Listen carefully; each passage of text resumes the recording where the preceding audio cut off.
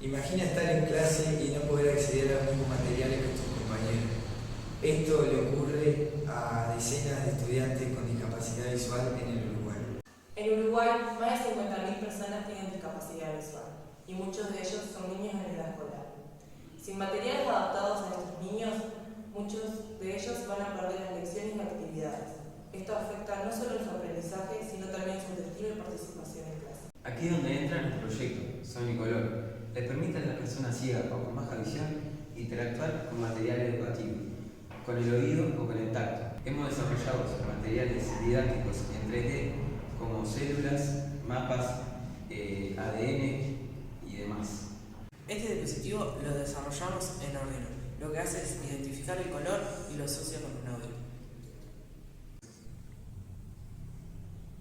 América del Norte. América del Sur. Gracias por escuchar nuestra propuesta.